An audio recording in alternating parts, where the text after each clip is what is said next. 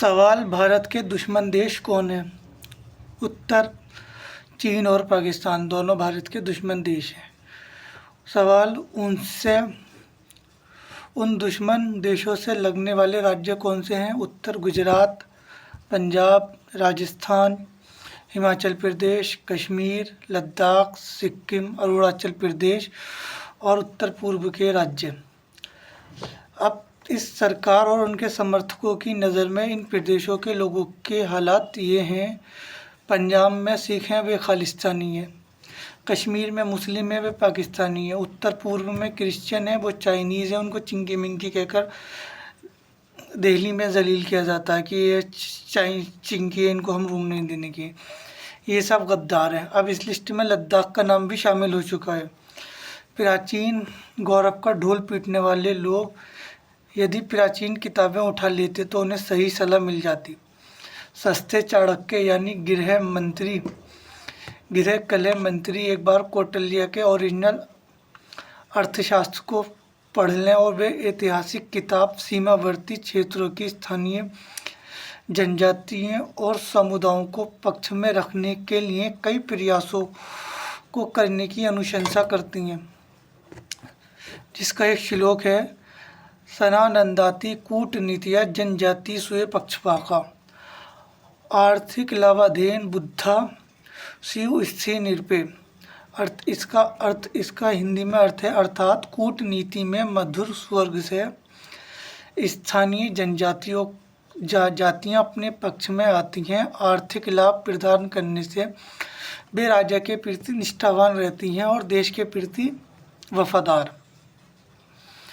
और इसी का एक दूसरा श्लोक है: वाणिज्य समृद्धि चा सीमाएं प्रोत्साहिती, जनता स्वयं निर्मिष्ठा स्वेद अर्थ से सनानादि।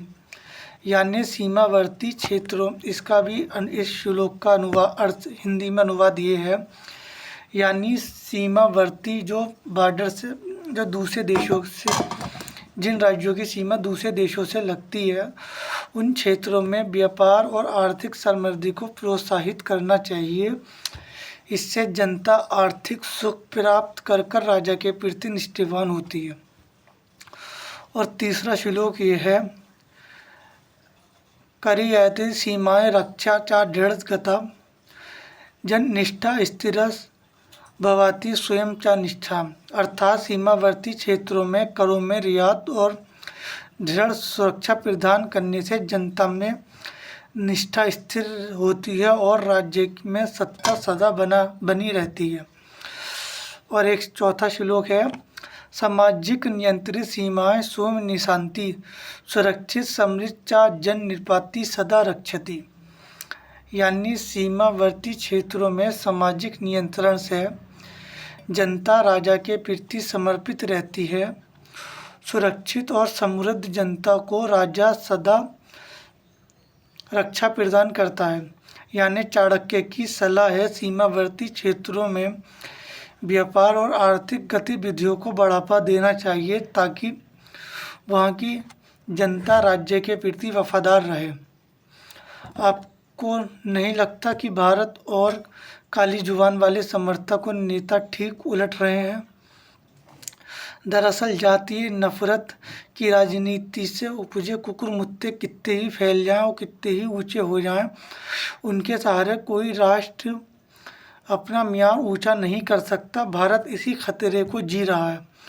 अगर हमारे पड़ोसी देश सीमावर्ती राज्यों में उपद्रव की कोशिश करते हैं तो वहाँ लोगों को धन या धर्म के रास्ते अपने पक्ष में करने का प्रयास करते हैं, तो राजा को चाहिए वहाँ की जनता के लिए विशेष रियायतें और विशेष व्यवहार करें। उन्हें महसूस कराए कि वे 370 कश्मीर, 371, 372 नॉर्थ ईस्ट व छठा शेड्यूल लद्दाख की मांग या आर्थिक पैकेज, धार्मिक विशेषाधिकार दे देने चाहिए।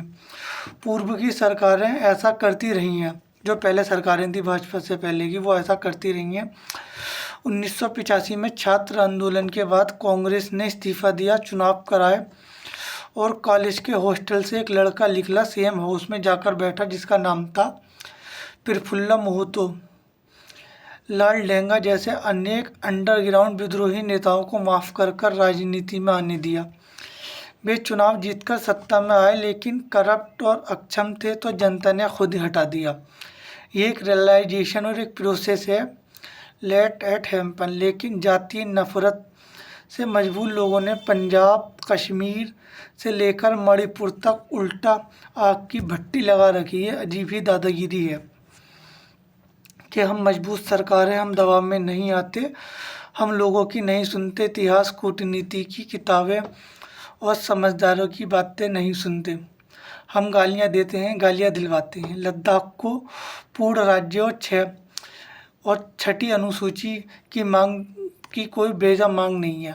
असम, मेघालय, त्रिपुरा, मिजोरम भी पूर्ण राज्य है और वे छठी अनुसूची का हिस्सा हैं, सीमावर्ती राज्य भी हैं। लद्दाखियों की मान लेने से क्या हो जाएगा? इन छोटी चीज़ों को लेकर लद्दाख में हिंसा भड़काना, भाजपा का ऑफिस फूंकना, लाठीचार्ज वगैरह ये बहुत दुर्भाग्यपूर्ण घटना है और सीमावर्ती क्षेत्रों में एक नए इलाके में असंतोष फैलना एक बेहद खतरनाक है। सरकार, भाजपा संघ और उनके पास जो भी दो चार कौड़ी के विद्वान हैं उन्हें बैठकर मनन करना चाहिए। 90 साल के सूखे के बाद सत्ता हाथ में लगी है, वे इतनी बदनामी न कमा ले कि आगे के 900 साल सूखे का प्रबंध करें।